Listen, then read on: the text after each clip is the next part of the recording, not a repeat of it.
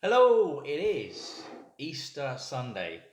He is risen. He is risen indeed. And this morning we're going to be looking at the resurrected Christ, Jesus, and considering what it means for us in virus lockdown. So I want you to grab a coffee. Maybe if you want to, you can grab a friend because there'll be some discussions and conversations. It won't just be me talking. I'll be encourage you to really think about what we're learning about as well as me telling you. And so, yes, take your time out to grab some coffee, grab a friend. We're going to read from Luke 24, 13 to 35.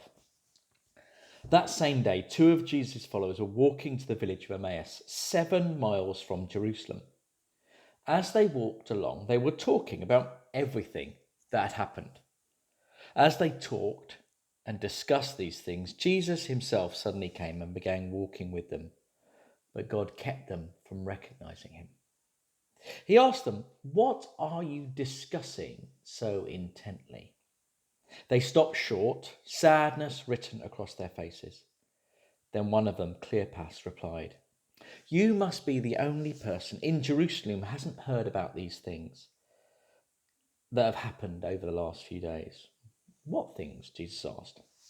"The things that happened to Jesus, the man from Nazareth," they said. "He was a prophet who did powerful miracles, and he was a mighty teacher in the eyes of God and all the people. But our leading priests and other religious leaders handed him over to be condemned to death, and they crucified him. We had hoped that he was the Messiah who had come to rescue Israel. This all happened 3 days ago." Then some women from our group of followers were at the tomb early this morning, and they came back with this amazing report. They said his body was missing, and they had seen angels who told them that Jesus is alive. Some of our men ran to see, and sure enough, his body was gone, just as the women had said. Then Jesus said to them, "You foolish people, you find it hard to believe all that the prophets wrote in the scriptures? Wasn't it clearly predicted that the Messiah would have to suffer all these things before entering his glory?" Then Jesus took them, and he took them through the writings of Moses and all the prophets, explaining from all the scriptures the things concerning himself. By this time, they were nearing Emmaus and at the end of their journey, and Jesus acted as if he was going on further. But they begged him, "Stay the night with us, since it's getting late." So he went home with them. And as they sat down to eat, he took bread and broke it and blessed it and gave it to them.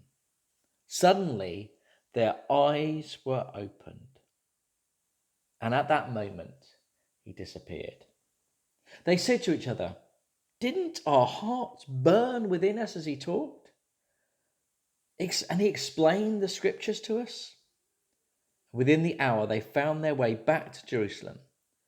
There they found the 11 disciples and the others who gathered with them. And they said, "The Lord has risen. He has appeared to Peter." Then the two from Emmaus told their story of how Jesus had appeared to them as they were walking along the road and how they had recognized him as he was breaking bread.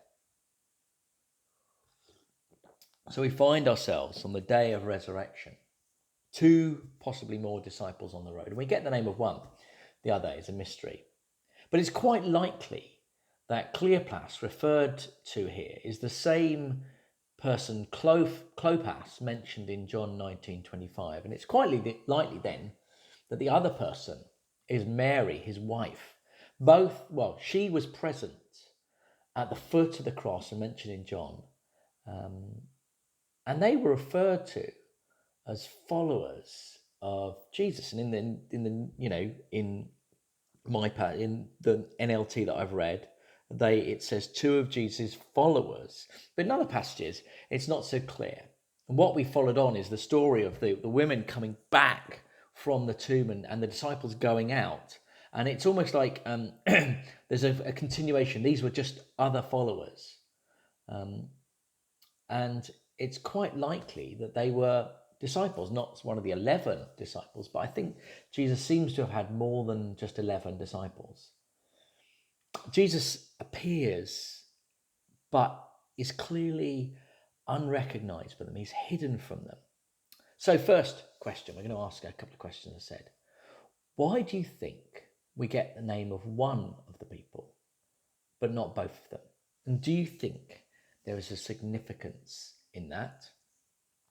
And second question for you to discuss, or consider, or think about, or just pause. Why do you think that Jesus hides his identity?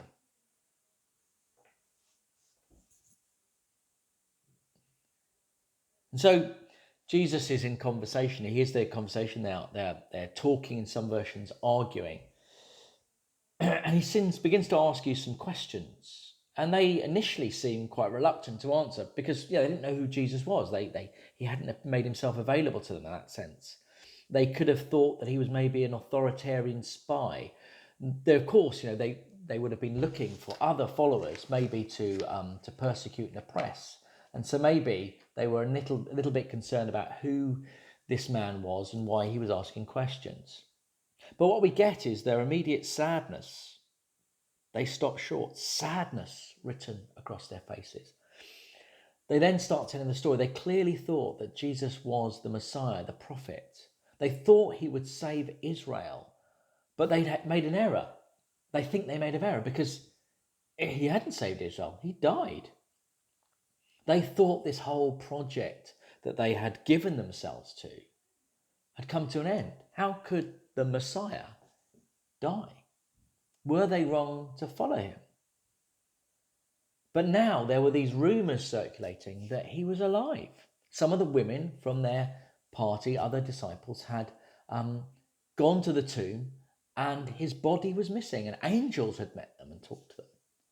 And then the disciples had rushed off to the tomb to find where his body was. It is then that Jesus scolds them. He starts talking to them about the story, and he starts telling them the whole story. And I think part of the problem is they thought that the Messiah would save Israel from suffering. But what happened was that Jesus had saved Israel through suffering. The death had been predicted. If only they'd understood. And now Jesus opens up the whole of Scripture to them on this walk. So next question. How big a difference do you think there is from the words from suffering and through suffering in this story? And secondly, if you had to walk with Jesus, what would you like him to explain to you?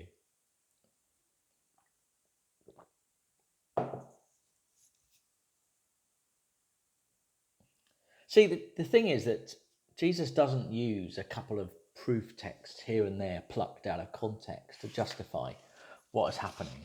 No, far from. He starts with the entire journey. He explains the story, probably starting with Eve, maybe. The fact that Adam and Eve in the garden, and then going through that whole story.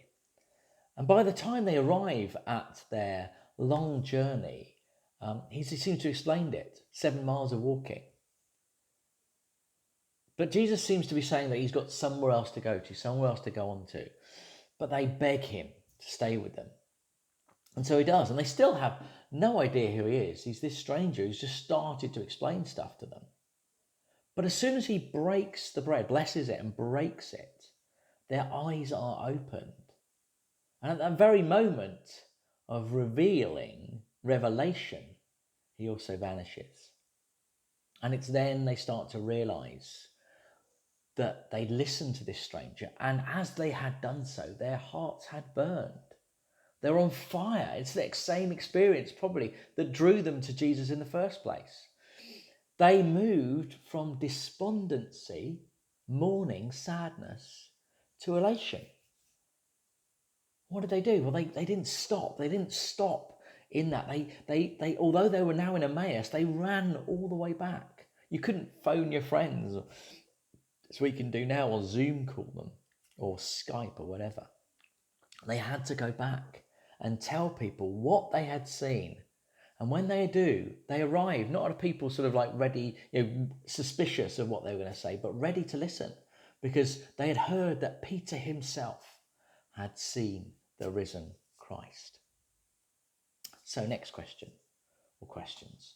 Why do you think that the breaking of bread was so revealing to the disciples? And secondly, why do you think he disappeared as soon as his identity was revealed?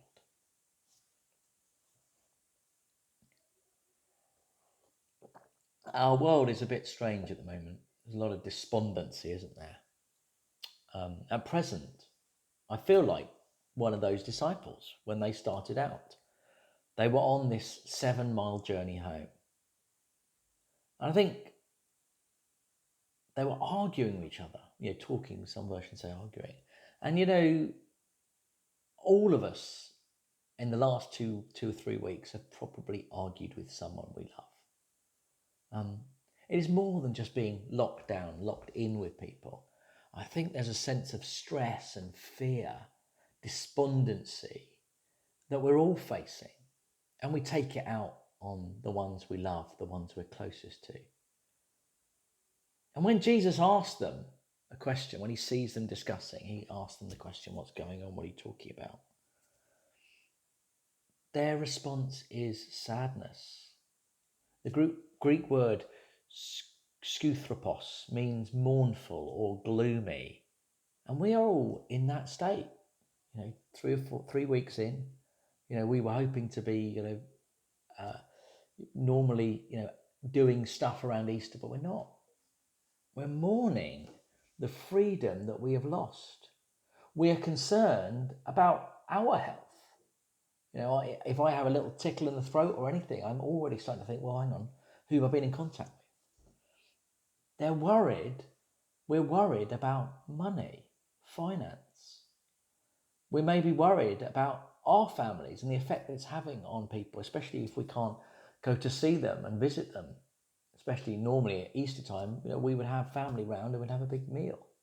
We're fearful. We're fearful for the concern of our friends that we love and family. And we see news of different people who are getting ill and suffering. And they were fearful and sad and mourning and lost. And Jesus joins them on their journey. A journey that lifts their souls. Their hearts are burning by the end of it. And they had to go back and be good news people, to speak of this good news of Jesus' appearance. Jesus can change our situation from despair to hope, but only if we allow him to. We have to find him in the gloom. And maybe for them, the reminder was the breaking of bread. And maybe for us, there's a reminder of something that he's done for us in our lives previously, or the way that we've connected with him previously in our lives. We need to find ways of seeing him. Where is Jesus in your story at the moment? Are you allowing him to speak with you, to talk with you? Are you allowing him to walk with you? Are you inviting him into your house, to your situation, to allow him to lift your souls, to get your hearts burning again? Or are you stuck in despondency and fear, so stuck that you can't see Jesus in any of this? Even though Jesus is ready and waiting for you. So I want you to go away from this. I want you to pray. I want you to pray that Jesus reveals himself to you today in your despondency. Have a good rest of Easter Sunday. God bless.